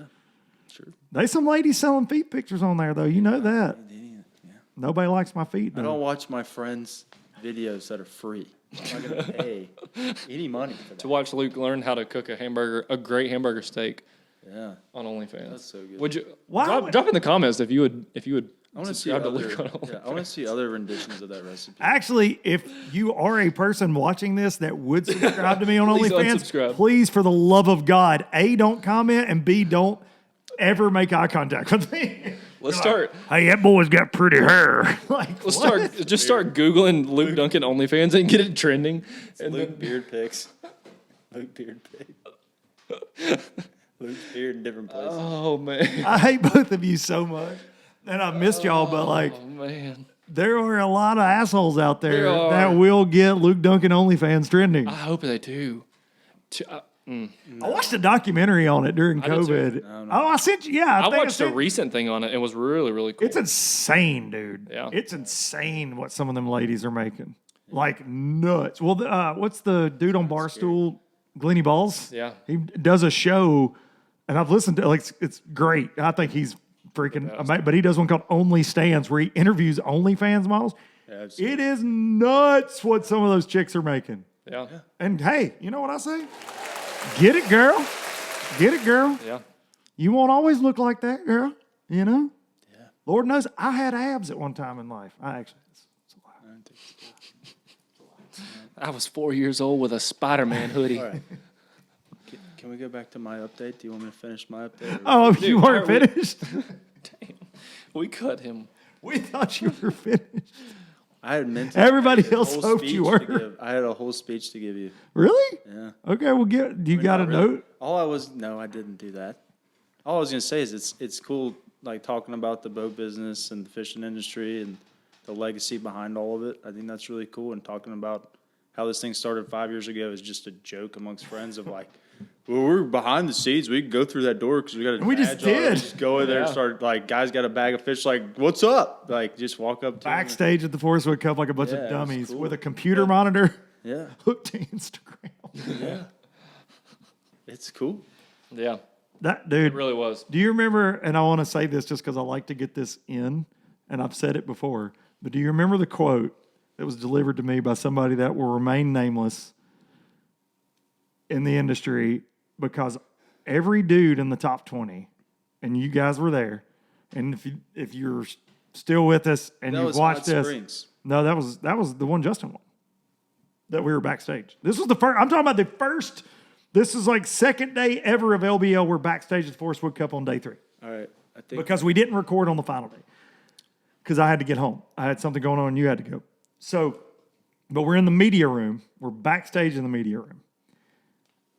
Joe Opager, shout out Joe, put us in the back, but we have mics everywhere, and we interviewed everybody from Atkins to Larry Nixon, Aaron Britt. I remember all these guys coming through. There are pictures on FLW's website still of us interviewing people, but and it was all at once. it was all at once. They kept coming, but they were walking through the actual quote bass fishing media, which some of that's suspect anyways, I feel like. But anyways, like you're not media if you've got a damn iPhone, okay? I was just as much media as you were, but if you're walking up like this and be like, tell me about your day, you're not media. Okay, anyways. Jesus Christ. That's not media. Maybe it isn't fishing. I don't know. But I've never even got a media badge anywhere, by the way. Like, I'm I guess not if you're ever like gonna do writing that. newspaper articles, that would be Well, considered. no, I think like yeah, you're writing magazine or internet, whatever, but like Yeah, it's just, but someone in said bass fishing media that day walked back there and said, hey man, quit taking these guys before we can interview them. You're not media. And I looked at him and said, you better hope I don't ever decide to be because it made me so mad. I was like, dude, we're all in here together. Yeah. But I'd like to, he's probably watching now and Yeah, but I oh mean, well. But he was very upset. Like, you guys are, and look, we weren't media. Like, we were broadcasting on damn Instagram, but the guys wanted to talk to us because it was fun. We were disruptors. We were disruptors. they're just And sitting there waiting to and see who that won. man was being disrupted. That's all we He do. was being disrupted. They're going to tell you the same story they're going to tell us, so who cares? Like, that was my thing. It's like, I don't know. We were just Larry- doing it cool. Well, I mean- we were doing it cool. I was going to say, Larry Nixon made fun of me so much in our interview. And I remember he was wearing those socks. You remember those socks he had on that were like therapeutic socks or whatever up above his cast? And I was like busting on him about that because Larry's my dude. And he was just like, did you enjoy watching the Forest Wood Cup? Because I had fished that year and didn't make it like second year in a row or whatever. He's like, did you enjoy? Like, it's a great experience. You won't ever get to know. Like he was just cutting me. Larry's the best. Yeah. Larry's the best. I've had him on since then, but he was one of the first guests ever. I told him that when I had him on. I guess this spring I had Larry on, but it was just a chaotic. I remember walking around that damn arena, all of us carrying different things, whether it was like mic stand. We had music, like actual mic stands from when I played music, not the podcast looking ones we have now. Giant duffel bag full of cords. Cords everywhere, it's terrible. but a StarTron bottle. Always like StarTron been there since the beginning. StarTron been there since the beginning, and now I've been wanting to drink this for 5 years. I've been wanting to drink this for 5 years. What would it seriously do to you? Dead ass. You would die. No, just a little tiny bit. it would. If swallowed, inhaled, call physician, emergency room, or poisoning. Throw up. You would If throw up. Camden was not going to be here as quickly as he is going to be here, I probably would dilute this with a little splash of this fire Do you remember when you hooked yourself on live at the Cup in our hotel room with Fat Todd? We did that. That was in Hot Springs. We did a live. That one's on YouTube. Is that a real hook that time? Or- Yeah, he hooked himself. Like he damn hooked himself right, like in the room. The same as I did on the thing. Yeah. Yeah, I remember that. But I want to throw up. yeah. With Fat Todd being like, listen. Listen. Dude, He and I did one about 3 or 4 weeks ago. Talk about that. Like, let's talk about how everything has changed. Like Todd kills it on YouTube. Hallman kills it on YouTube. But now, like, they do basically low budget live-esque. You know what I mean? Like Todd does interview, and dude, people love it because he speaks his mind. Like, he's gotten really good at it. And he's got so many different series he does, but like him, Upshaw, Hallman, they got their little thing going, and it's really, but in 5 years to think about. I think what they are doing now versus what they used to. Like it's crazy to see. yeah. Like, it Cool really thing. is. Cool thing with Todd. Like I think he's so secretive. Like But not now. He's but working for not Strike now. King. But not Yeah. now. But like Yeah. the transition from like when I first met when I first met Todd to now, like now he's developing baits. Like he's wanting to show everything, but back then is like he would bring some stuff in his pocket, like And always had the juice too. always. Always had the juice. That And every one of them caught 30 pounds on Rayburn. And he was that guy, and he still is. When he talks, you listen because he backs it up. But he was And he tells you to listen. and he says, "Listen." Hey, no. I ain't listening to that shit. Remember when we did Daytona? We did Daytona, and then the next morning at breakfast, he's giving a dissertation on frog and Dissertation. rock. Dissertation, dumbass. That's how I say it, and that's how You said dissertation? dissertation. Please get in the comments. You can roast me. Dissertation. That's how I say it. You say dissertation? Yeah. You go talk to Earl Benson, you say dissertation? Yeah, I do. I don't say that thing. I've never even used the word, so y'all are. I know what dissertation is. I don't know dissertation. He's giving a. I've heard disoriented. Those are Dissertation. different He's things. giving a dissertation Dissertation, thank you. on frogging. And my head's pounding. I'm trying to eat this biscuit. I'm trying not to. I throw remember up. it was at the Hard Rock. I just get up and walk on the balcony so I don't hear him talk. It's like, oh, in fact, Todd's my guy. Like, he's cool as shit. We love He's Brittany just more than we talking. love I Todd. love her. I love his wife. She's great. Britt's the best. You remember when his kids attacked Watson at that Costa party at Hot Springs at that house, and they just kept.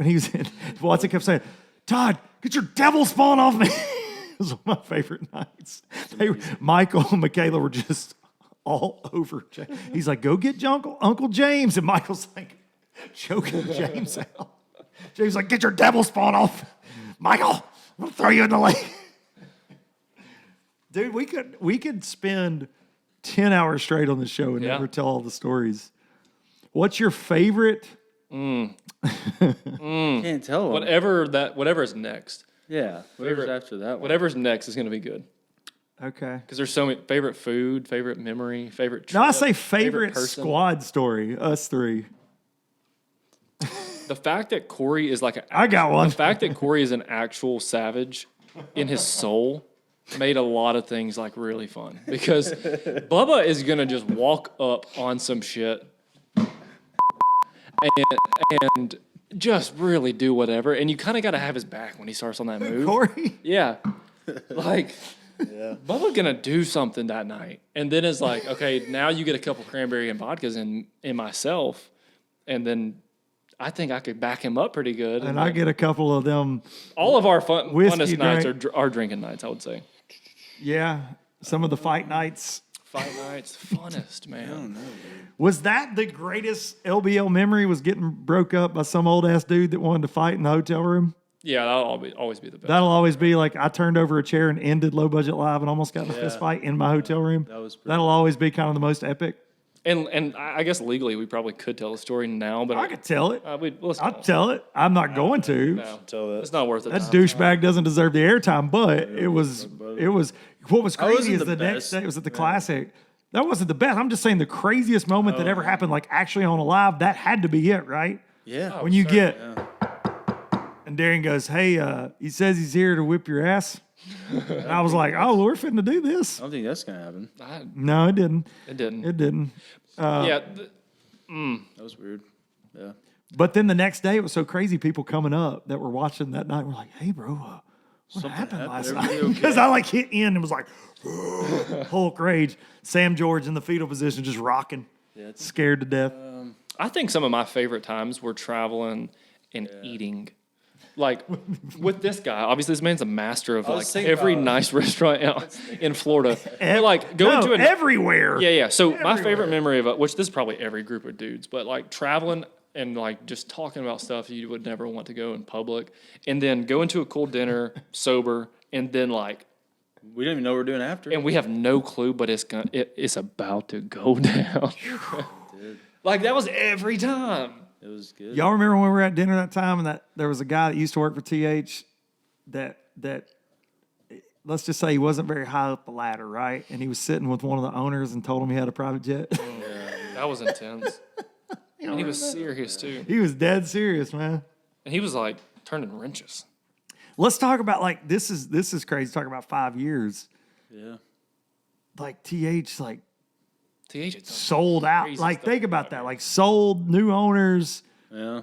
still the same people involved, but like none of us saw that coming. Like none of us saw that coming, and the changes and how big that damn company is now compared to when I started in 2005. It's like what? Yeah. And seeing the whole industry change, but like just that company alone, we've all been a part of it. Corey, how long have you been there? 10 years and Have you been 10? And you were there how long? 5. 5? 6? 5 years, I think. 2013 to 2021. 4 years.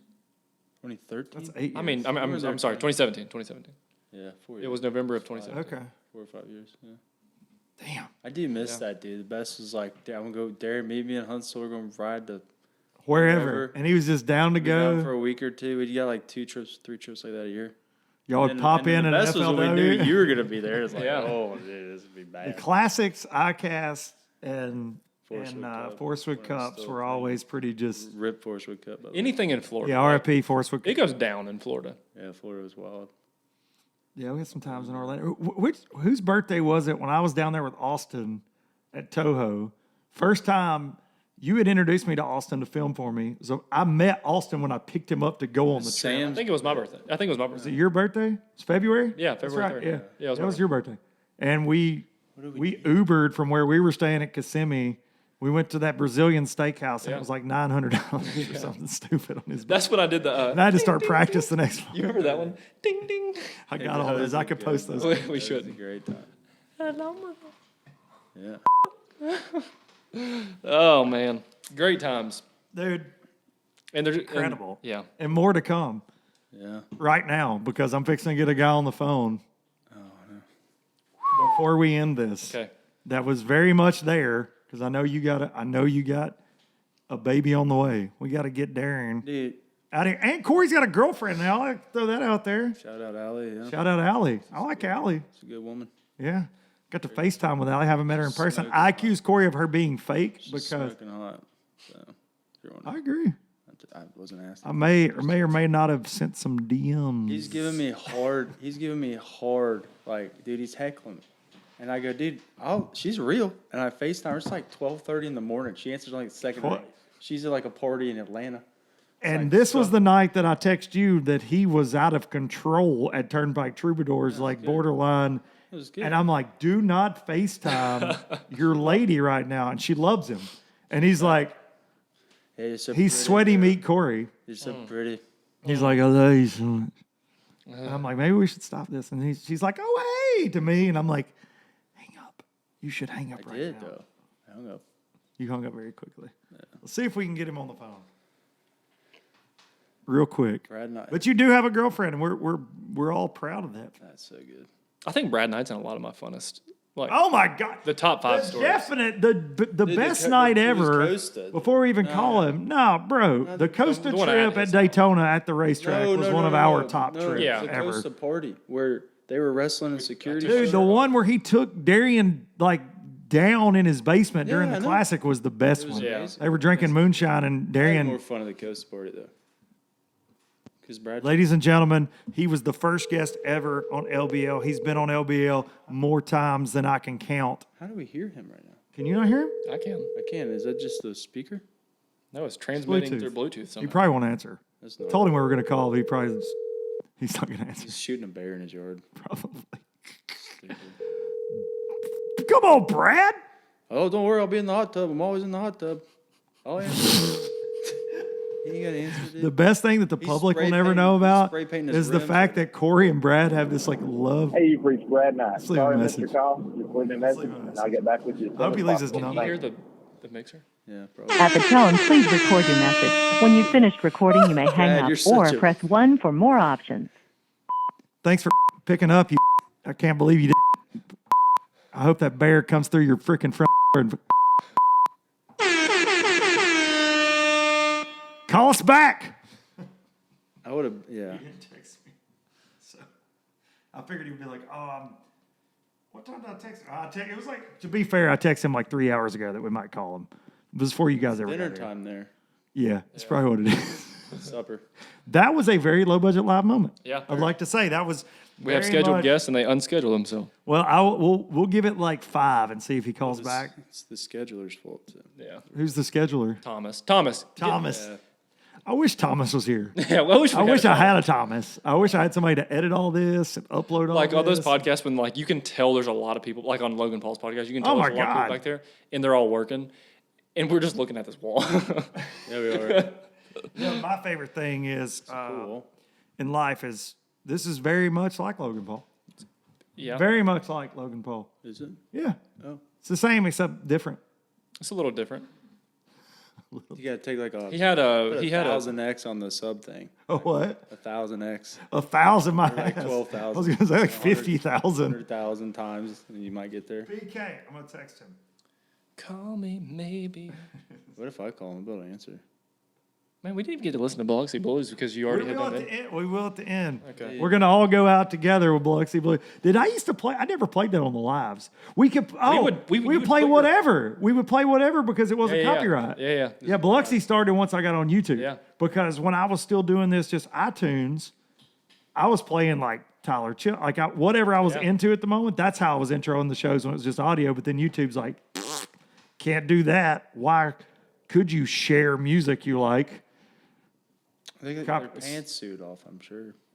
I guess. I don't know.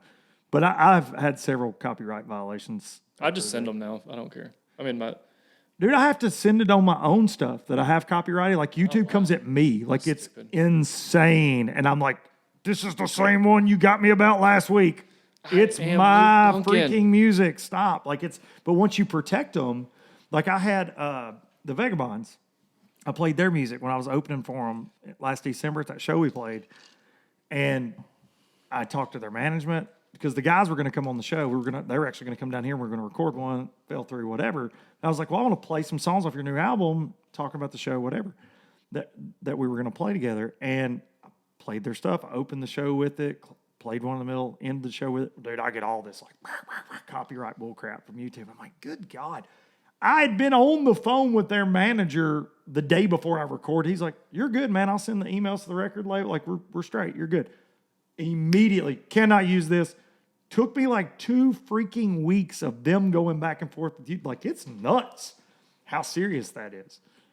And I understand. Yeah, it's yeah, like you with the name and likeness thing. Like, you wouldn't want somebody to use your song that was doing something because it reflects ridiculous. on you. It reflects Yeah, on you. like it does. Like if I just picked a Turnpike Troubadour song or whatever to be my theme song, and they're like, "Hey, bud, we don't like what you talk about. Like Last week. don't use it." Or it's like I think there were a lot of musicians like when Trump would use their music or vice versa, whoever, and they're like, "Hey, man, I didn't authorize you to use that song. I'm not voting for you. I don't want you using my crap as your soundtrack." You know what I mean? Like that has happened with artists. Like, hey, man.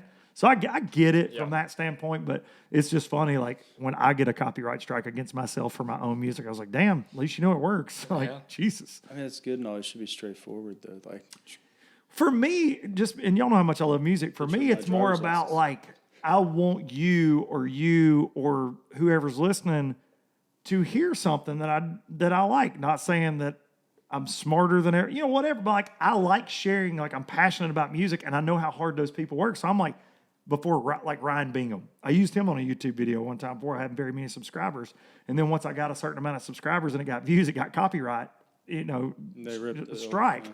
So I had to take the video down actually, and it was like a old FLW video that I had made like on my iPhone or whatever. When I did Low Budget Life, remember that? I was filming them all on my phone, and they're terrible. But they're really long. But I would put music that I loved. But my whole intent was, like when I was editing it, made it more fun for me. Because like, oh my God, this song worked there. And I'd put it in. I was like so proud of the videos. I'm like, yeah, you can't do that. But at the same time, my goal was, if 10 people watch this and think that music's cool, maybe they'll go listen to the artist, right? Like I was sharing the artist, just like in the old days, I'd be like, hey, dude, here's the CD. Go check this band out. But it just doesn't work that way anymore. Mm-hmm. Mainly because they're not making as much money off of streams and stuff. So I get it because record sales are in the dumpster. But still, it's just, I don't know. Like Facebook's just as bad about it. They'll straight rip your crap down on there with a song. So is Instagram. Are they as bad about it? Heck yeah. Are they really? Yeah. And No kidding. And I now didn't know that. everyone's using reels or doing reels with But like. they have songs that are built into reels. Yeah, but Yeah, but they're. text me back. I did one the other day with a Drake song, and it's like super trending. The video whole video. Did you say I can't address you because you don't own property? something like that? Isn't that the line? That's Is that the the line? Do you mess with Drake, a little bit. Corey? What about Jack Harlow? Me and Darien listen to that. Nothing wrong with that. He said they call him Patino because he's good in both towns, or something like that. That's what he said. I got bars. Bars. I got bars for days. You boys know it. I got LBL Bar and the Grill that you can't see. You can't see the grill on the other side. There. That was always Marissa when she's just being whatever. She's like, do those people realize that you just have a sink, not a grill?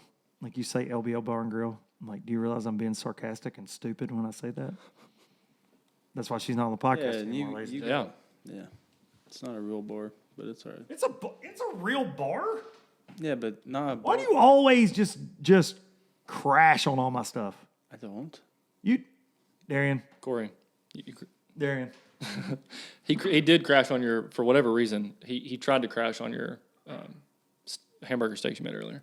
Well, I don't know how you could. But I don't know I how would you like could to crash on that. say ate every bite Ate every bite. and then went back for it seconds. was So shout out W I Sauce. thought it was great. And now we didn't use the Fire Shire. No. If the sauce wasn't there, it would have been really. This I one would ta- not. is this one like hot? This one's like really hot. That one's hot. I'm not the biggest spicy. dude for that. That one's got a kick because the regular's got a little bit of a kick. The original W Sauce.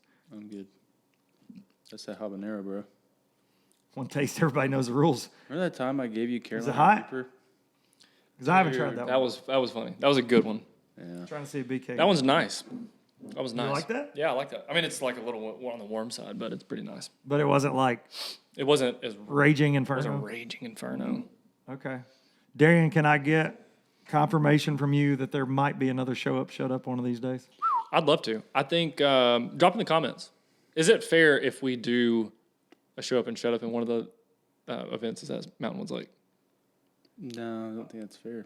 So we can swap boats. As long as you can't fish anything that you normally fish. It was just like it's like a bank beating derb. No, I want to like at least have one home field advantage. No, yeah.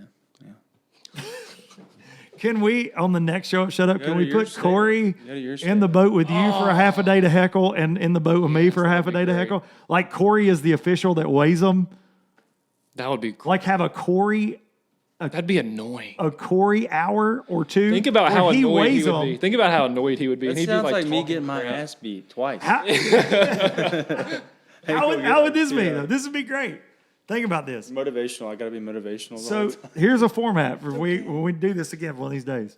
So have Corey in the boat, like we flip a coin to see who gets Corey first. Corey can fish one of his fish count. Okay, let's say they're right here. One of Corey's fish count, but Corey's the official, so he weighs however many. Okay, and they go towards your total. But when we swap boats, you don't know what that total is. Ooh. And I don't know what that total is. Then he gets in, and whatever you've caught goes in the box, like towards a 5 fish limit. Okay. So whatever Corey weighs is a bonus. You see what I'm saying? So it's like MLF style with Corey. So if you catch 40 with him in the boat and he weighs them, they count towards your aggregate plus your 5 you're going to bring in at the end of the day. You see what I'm saying? So it does matter. Like say it's in the summers, an early morning bite, whatever. If I flip a coin, I get Corey and I go ham catching a bunch of 1-pounders. They all count, and then I bring in my best 5 at the end of the day as well. This could save MLF if they let me. Let me come get in the boat, bro. What's your policy on cheaters? Fucking hate them. Man, I listened to Bleep that out. I It's okay. It's at the end of the show. Oh, real quick, something I want to say.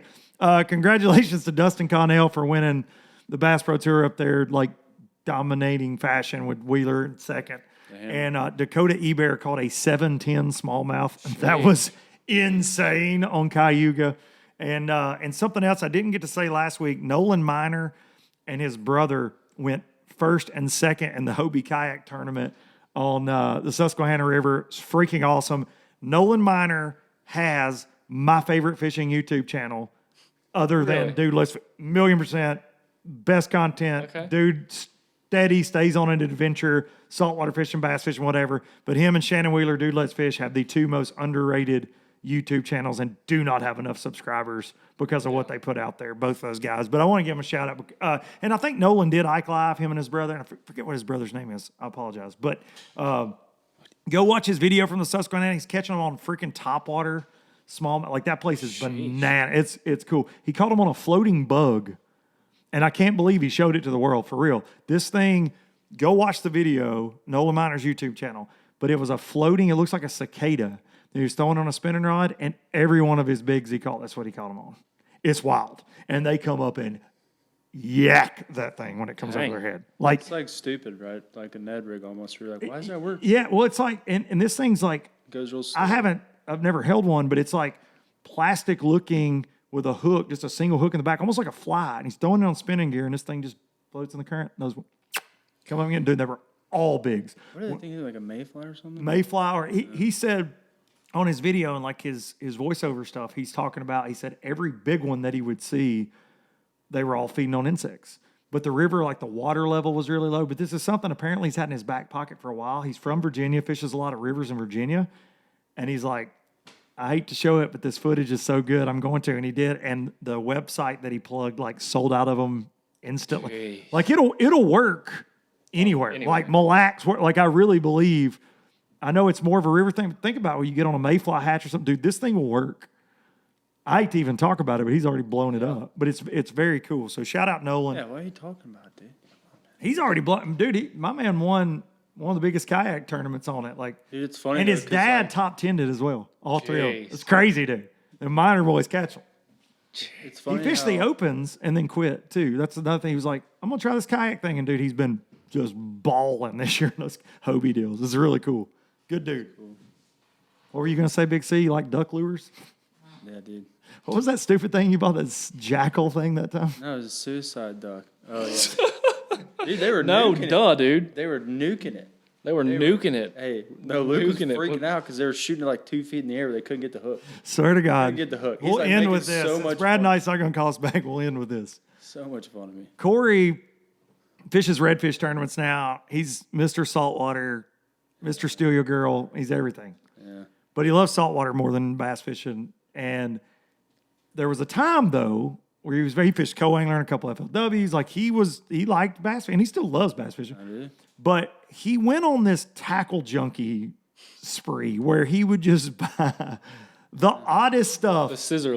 Catch a fisherman. scissor worm. That's all you gotta do. Scissor bait. What was it? Jackal sizzle. scissor bait, dude. I've been smoking them on it. And I'm not telling y'all which one because I only eat one of them. Went through so many bags of those. Boy, the only thing you've been smoking is brisket and maybe something else. You ain't been smoking them on no jackal anything. Okay? I've never even thrown it. I think you got on me so bad. I think I threw them out. But this day, he shows up with a tackle warehouse box as his tackle box, just steady full of just stuff I've never even seen. I didn't even know where the Keystone light bag. it was a keys. There's a picture of that on my Keystone Instagram. light As a matter cooler of bag. It was great. But he bought one of those ducks, and it had won best of show at ICAST. This is in like August. Fish were schooling around. He ties this thing on, and I'm like, Big C, like but I think you need to throw something else. And I'm trying to support my friend and his duck lure deal, but at the same time, I wanted him to catch some fish, and they were biting, and I was like, come on, man. They weren't schooling on ducks. No. And I was like, throw this whopper plopper. I swear to God, we get in this place, there was a ton of them schooling, and Corey's just back there just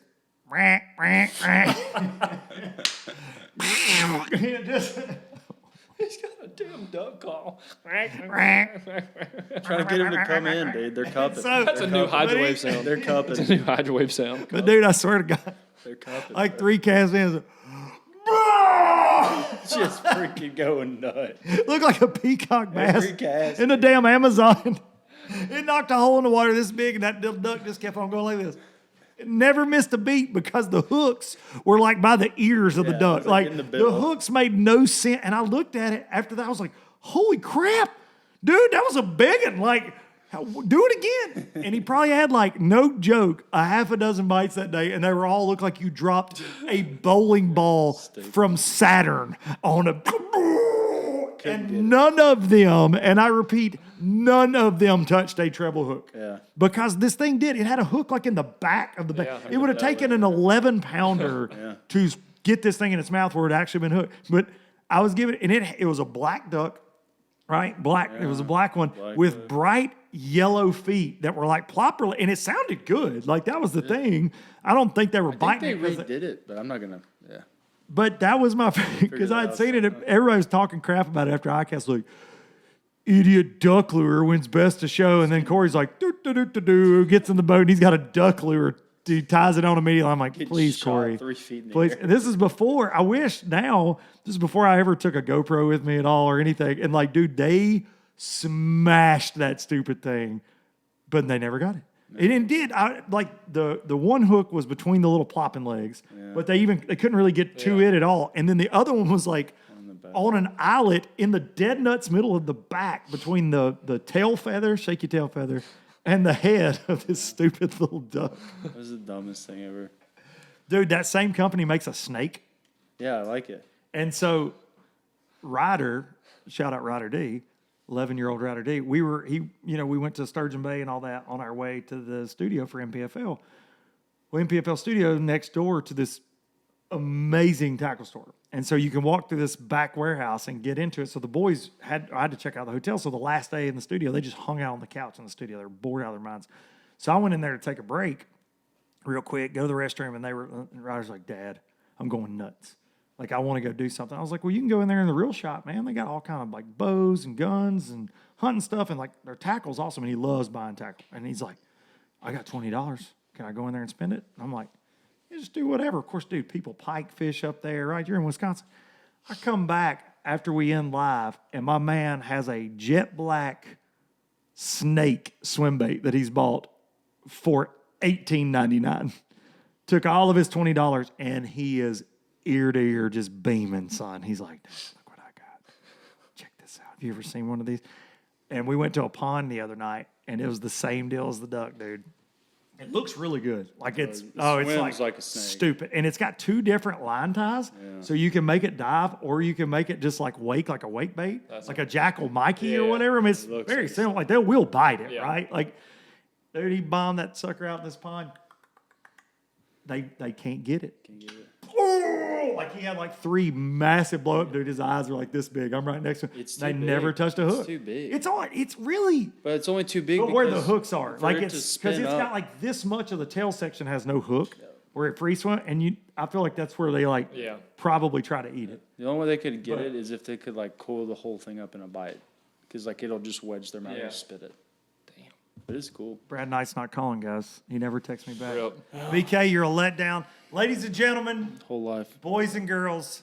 5 years of Low Budget Live. I say it every week. I thank each and every one of you that tune in to this insanity every week, that keep up with everything I got going on, everything these dudes have going and have had going in life. I can't thank you enough. And this is freaking special that my dudes came up with. That was Corey. That was awkward. It was all right. You're so far down there. Be sure to hug your mama. I'm gonna take you out with some Biloxi Blues. And I'm going to see y'all next week with somebody. I ain't sure who. Some guest for sure. Anything y'all want to say to end it? YallSweetTea.com? I'm great, man. Y'all Hashtag lowlifers. I think LD10 is still a discount. Is it really? Go buy some tea with LD10. Maybe it was when we did the podcast. And it sold thousands and thousands of bags. I like those jigs. They don't look that. They do look good. Oh, my jig? No. Are you talking about the jig? The one with the laser trocar hook? Oh, the one I And designed. the 65-degree line tie? Yeah, imagine that. I wasn't really. With that beautiful skirt? Yeah, boy. Can I have some? Okay. What are you going to do? Put it on the back of your duck? Take y'all some Biloxi Blues. We'll see y'all next time. I'm going home. I never could make it last. Spanish moss and Civil War ghosts, well, I'm gonna leave them in the past. Any direction, Lord, I'll be fine. It don't matter east or west. North, south, wherever the wind blows, I'm leaving those burdens at rest. This highway, it does not know my name, and I don't care, no, I don't care.